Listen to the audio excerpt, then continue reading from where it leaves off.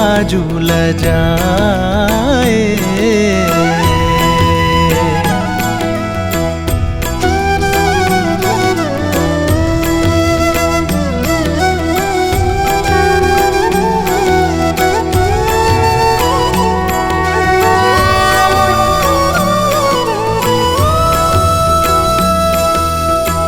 सहज ही चले सकल जग स्वामी, मत मंजूबर कुंजर गामी।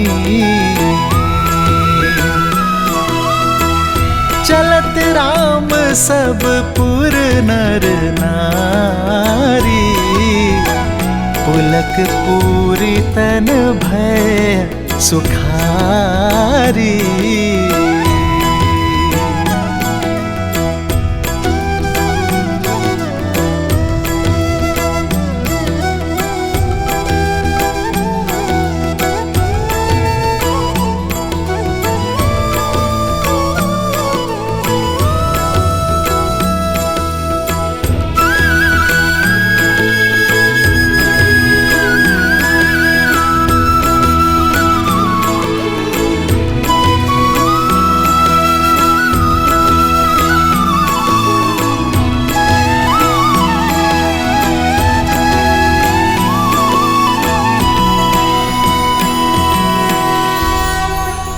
मैं अपने सभी गुरुजनों, पूर्वजों, पिताश्री दशरथ और माताओं को नमन करता हूं मैं अपने इष्ट महादेव को, और अनुमति के साथ आशीर्वाद की प्रार्थना करता हूं। महाराज, अब मुझे संकोच हो रहा है। जिस धनुष को रावण समेत कोई महाबली हिला भी नहीं पाया, क्या ये कोमल तरुण इस धनुष को उठाकर प्रत्यांचा चढ़ा भी पाएगा? कोई वीर आज तक सुबह और ताड़का जैसे राक्षसों का अंत भी तो नहीं कर पाया, सुना है ना? ये महाधनुष बाहुबल से नहीं, आत्मबल से उठाया जा सकता है।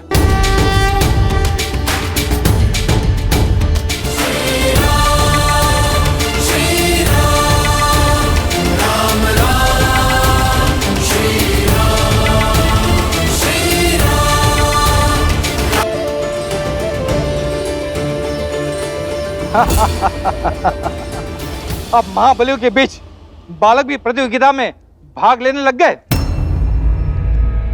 अरे हो गई अयोध्या का राजकुमार, दशरथ का पुत्र, पर परिवार से परिचय सिद्ध होता है, पराक्रम नहीं। अरे इसकी कलाइयां तो देखो कितनी कोमल है, कहीं मुड़ ना जाए। और कैसे मान ले इसने ताड़का का वध किया होगा? अरे ये सब भ्रम है, ऋषियों के अतिरिक्त किसने देखा इसे ताड़का का वध करते हुए? समय रहते लौट जाओ बालक, व्यायाम करो, दूध पियो। ये शिव धनुष है, बालक के खेलने का खिलौना नहीं है।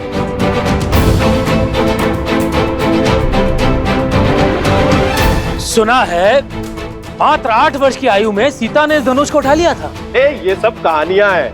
राजा जनक के बंदी चारणों ने कुछ स्वर्ण मुद्राओं के लोभ में ये कहानी गढ़ दी, और चमत्कार तो जनता को भाते ही है, मान बैठे। और उसी बहकावे में हम भी यहाँ आ गए। राजा जनक केवल हमें अपमानित करने के लिए यहाँ बुलाए थे, लेकिन देखो स्वयं अपमानित हो रहे हैं।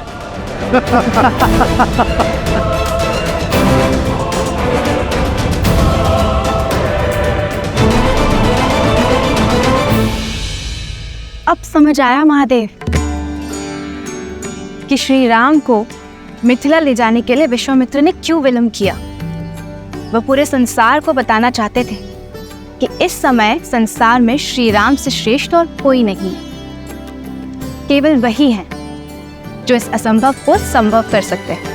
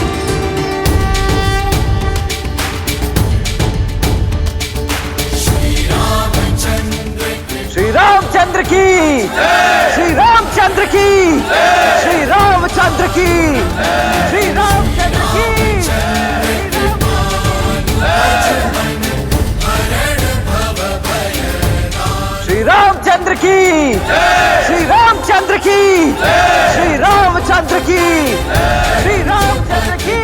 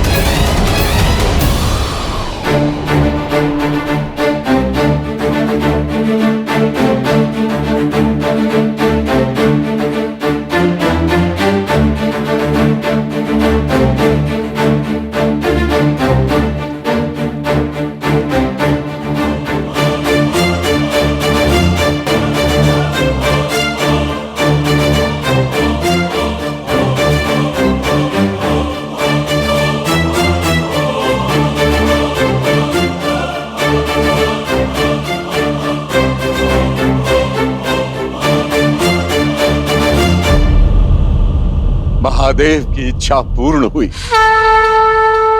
प्रभु तो ऊंचा खंड मही डारे।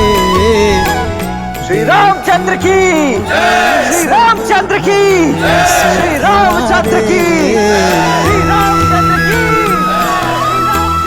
कौशिक रूप पयो निधि पावन। प्रेम बारी अवगाहु सुहावन।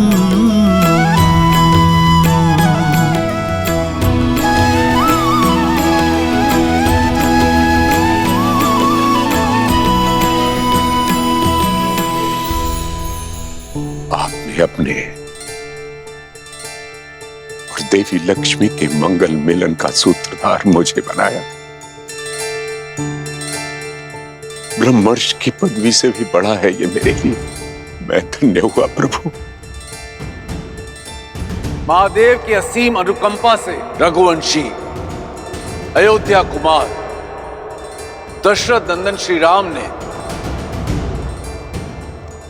स्वयंवर की शर्त पूरी कर दी।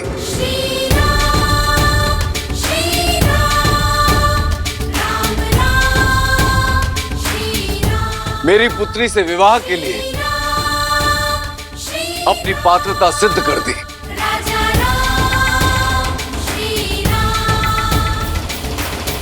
पुत्री सीता,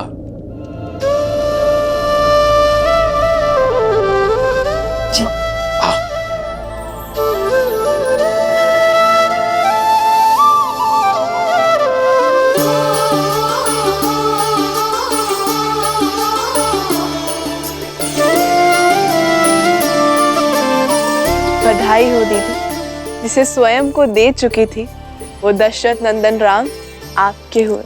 नहीं, मैं श्री राम की हुई। जन्म जन्म का है ये संगम।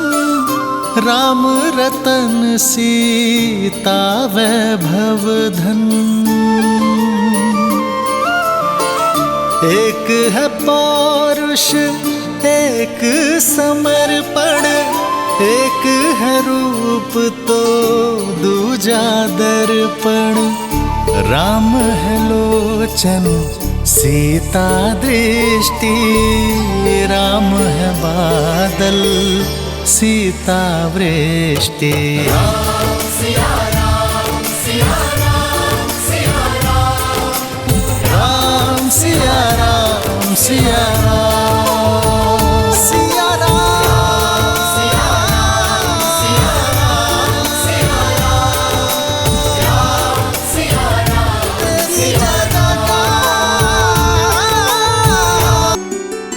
मेरे राम का विवाह होने जा रहा है। मेरे जीवन की सबसे शुभ सूचना है।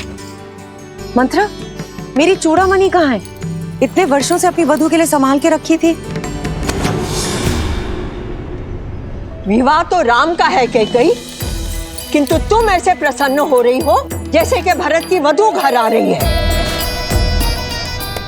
ऐसे सज्ज हो रही हो जैसे कि राम तुम्हारे वंश को आगे बढ़ाएगा। मां कहकर नहीं पुकारा होता ना, तो अभी इसी क्षण तुम्हारी जीभ काट देती। वो जीभ जो सदैव शुभ अवसर पर विष उगलती है। एक बात कान खोल के सुन लो मंत्रा, विवाह मेरे पुत्र राम का है, मेरे राम का, समझी तुम? जीभ क्या, गर्दन काट दो ना मेरी। सत्य तो नहीं बदलेगा, और तुम जब ठोकर खाओगी ना तब समझोगी।